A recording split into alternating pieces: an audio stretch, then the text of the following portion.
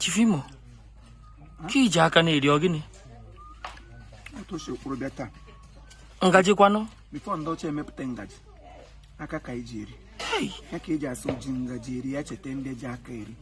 Him ji aka na eri so that you people ji ngaji na eri. So that you be able to remember me. You watago. Ihe na imekwasị iwo ya na-elele. Understand ihe na-elele. Otu ilege m ugbo anya okpuole gị isi. Onye ahụ ihe na-eji asị. Onye awụ onye a na-ekiri ekiri. So I dey ekiri go just not and dey ekiri ga do me mood ha. Ị ga-ajụ si ndị niile wu ndị otu ga dey proud of you. Nollywood kwa ole hisi ame. Gị chebe mgbe Nollywood dey proud of you nnam. Even no ha nghọta ga-esi egwu ala lie gị na ndụ. Ka happy me exist a ga-eme ha eme. Some of us. But so when you wake up and see yourself living, nnam be proud of yourself. You got to go. Ima a na-asị ihe mmadụ nwere ike ije cheta ya. Ole ha ga-eje cheta gị na. Ọ bụ ije aka eri ni. A ga-enwe ihe ọzọ icheta n'ihe ọma niile m na-eme. Cheta na m jiri aka nye na ihe ọjọọ ka m na-agba ọsọ echeta. Ebe elu gbagbukwa ego. Ihe white anụkwa ya ogini. Anụ. Ijide anụ sie, ya wa akwa.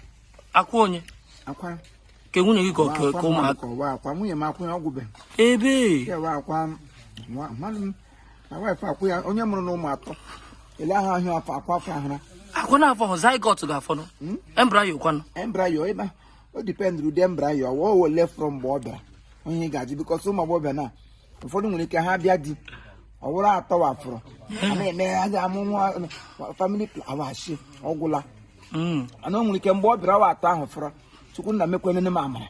M kọta 3 before akwa agwụ. So ihe mere one picnic ihe na-akpụ dị azụ ahụ dry fish one picnic. Our side, mama you na play side. All those small fish where they get heart back. You peel the back, chop inside, chop the bone. So yeah, with him just so you agro na agro. If I carry on like this, they come my mouth, swallow spit, I forget you. We need to last 2-3 times. Give lojo laugh. Onye ma ndị Igbo in diaspora ha ahụ ihe ha ga-adịkwa happy. Uloga na agụ ha because ihe a na-eme obodo Igbo. Ata boga attack. Ihe otu Nye oboga ke gị. Ihe ke ubiga. E nwere boga nwe biga. Nye m taga ihe ubiga. Otu a na-eji afọ bụ m na-aracha n'aka twice afọ ejila m. Ị kwụrụ n'akwa aka ga-akwa gwe ha aka ije mee ihe na ana. Mmike, am onye hygienist.